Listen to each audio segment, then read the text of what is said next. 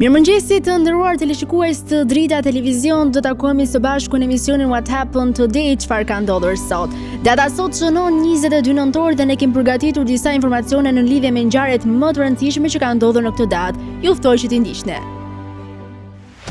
22 nëntori është dita e 326 e kalendarit gregorian.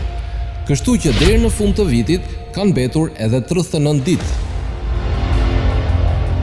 Ngjarje 1869. Në Dumbarton, Skoci, aeroplani Sark është nisur si një nga aeroplanët e fundit të ndërtuar ndonjëherë dhe e vetmja që ka mbijetuar deri më sot. 1940. Lufta e dytë botërore. Pas pushtimit italian, trupat greke kundërsulmuan italianët për të pushtuar Shqipërinë dhe Korçën. 1943. Libani u pavarësua nga Franca. 1963. U vra presidenti amerikan John F. Kennedy dhe guvernatori i Teksasit John Kennedy. U lëndua rënd nga një vrasës i njohur si Lee Harvey Oswald. 1975. Juan Carlos u shpall mbreti i Spanjës pas vdekjes së mbretit Francisco Franco. 1986. Mike Tyson nokauton Trevor Berbick në raundin e dytë dhe bëhet kampioni më i ri botëror në kategorinë e rënd me 20 vite e 4 muaj. 1990.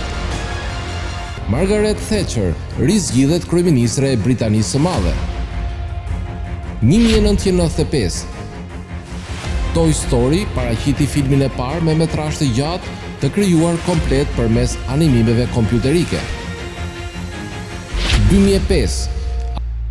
Angela Merkel u bë gruaja e parë kancelare, kryeministre e Gjermanisë. 2009. Me 22 nëntor u festua krijimi i alfabetit shqiptar, Kongresi i Manastirit. 2011. Përrohet në regjin busti i Salinivicës, patriot, publicist, deri kombit dhe Shukodalipit. 2012. Armëpushimi fillon në mes të Hamasit në rripin e Gazës dhe Izraelit pas 8 ditëve të dhunës dhe 150 vdekjeve. Lindje 1808. Lindi Thomas Cook, dërmarrës britanez. 1819. Lindi George Eliot, letrare angleze. 1869. Lindi André Gide, shkrimtar francez. 1877. Lindi Endri Adi, shkrimtar hungarez. 1881. Lindi Enver Pasha, general dhe politikan turk. 1890. Lindi Charles de Gaulle, general dhe politikan francez. 1901. Lindi Joaquin Rodrigo, kompozitor francez. 1904. Lindi Louis Néel, fizikan francez. 1909. Lindi Mikhail Mil, dizenjator rus avionësh. 1913. Lindi Benjamin Britten, kompozitor anglez. 1940. Lindi Terry Gilliam, regjisor amerikano-britanez. 1953. Lindi Matija Ljubek, kanuist kroat. 1955. Lindi Milan Bandic, politikan kroat. 1958. Lindi Jami Lekurtis, aktore amerikane. 1963. Lindi Vasil Setole, kompozitor dhe etnomuzikolog. 1965. Lindi Mads Mikkelsen, aktor danez. 1967. Lindi Boris Becker, tenist gjerman. 1984. Lindi Scarlett Johansson, aktore amerikane. 1945. Lindi Piro Malavezzi, aktor shqiptar. Vdekje 1617. Vdiq Ahmet I Parë, sultan I Perandorisë Osmane 1916. Vdiq Jack London, emri I vërtet John Griffin London, letrar amerikan 1961. Vdiq Aleksandr Gjuvani, gjuhëtar shqiptar 1963. Vdiq John Fitzgerald Kennedy, kryetar I SBA-ve 1963. Vdiq Aldous Huxley, letrar britanes 1963. Vdiq Clive Staple Lewis, shkrimtar I Irlandës Veriore 1963. Vdiq C.S. Lewis, shkrimtar. Festa dhe përvjetore. Dita e alfabetit të gjuhës shqipe.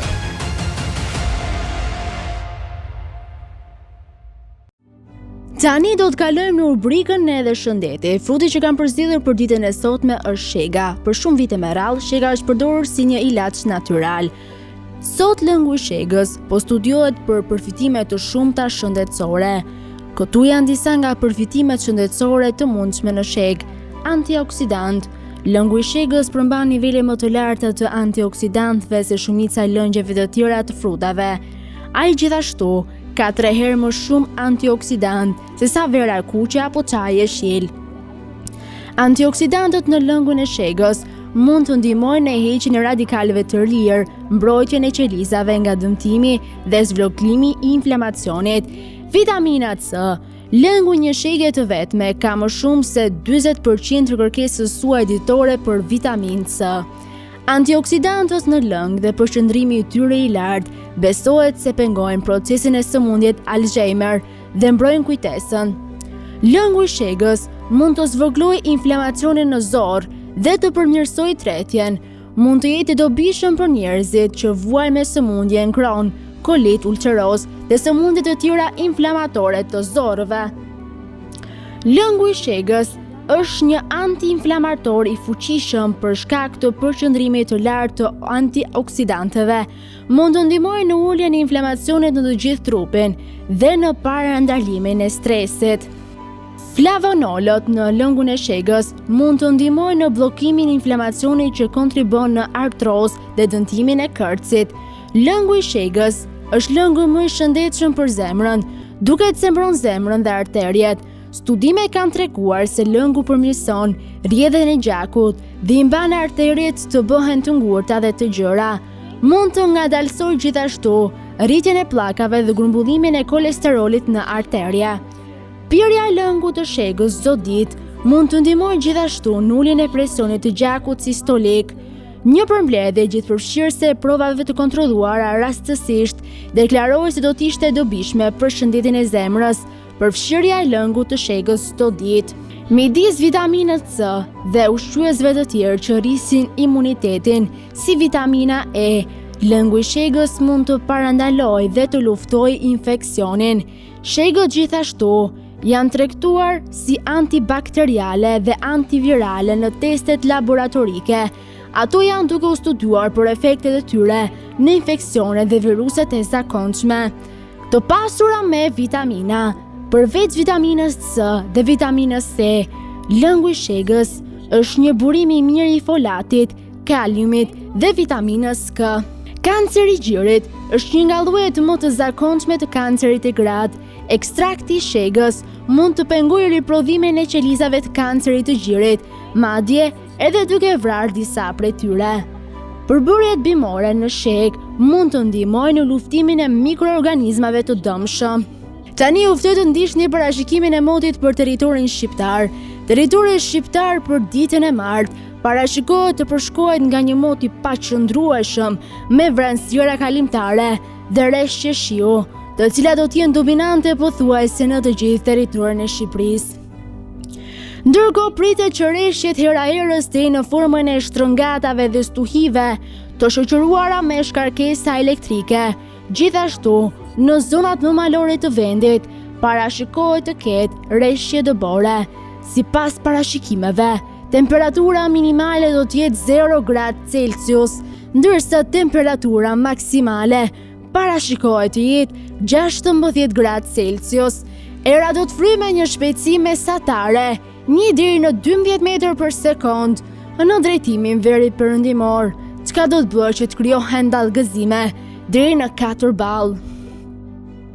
Ndërsa temperaturat minimale dhe maksimale në disa qytete kryesore të Shqipërisë do të jenë si vijojnë: Shkodër 9 deri 12 gradë Celsius, Kukës 2 deri 3 gradë Celsius, Peshkopi 4 deri 11 gradë Celsius, Tiranë 9 deri 10 gradë Celsius, Vlorë 11 deri 16 gradë Celsius, Gjirokastër 5 deri 11 gradë Celsius, Sarand 8 deri 13 gradë Celsius. Tani u ftoj të ndiqni parashikimin e motit për territorin e Kosovës. Territori i Kosovës për ditën e martë parashikohet të përshkruhet nga një mot i paqëndrueshëm me rreshje shiu, të cilat do të jenë dominante në të gjithë vendin. Sipas parashikimeve, temperatura minimale do të jetë 1 gradë Celsius, ndërsa temperatura maksimale parashikohet të jetë 9 gradë Celsius. Era do të fryjë në drejtimin juglindor me një shpejtësi mesatare 1 deri në 8 metër për sekond, ndërsa temperaturat minimale dhe maksimale në disa qytete kryesore të Kosovës do të jenë si vijojnë: Mitrovic 4 deri 8 gradë Celsius, Podujev 2 deri 8 gradë Celsius, Skënderaj 2 deri 7 gradë Celsius, Pej 4 deri 6 gradë Celsius, Prishtinë 3 deri 8 gradë Celsius, Gjakov 4 deri 9 gradë Celsius, Malishev 3 deri 7 gradë Celsius, Gjilan 1 deri 8 gradë Celsius, Ferizaj 1 deri 8 gradë Celsius, Kaçanik 1 deri 7 gradë Celsius, Prizren 1 deri 9 gradë Celsius.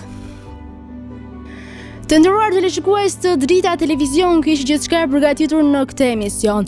Ndërkohë, ju mund të na gjeni në rrjetet tona sociale Drita Televizion, RTV Drita dhe Drita Televizion Kavaj. Gjithashtu mund të na gjeni edhe në web, mjafton të klikoni në drita.tv.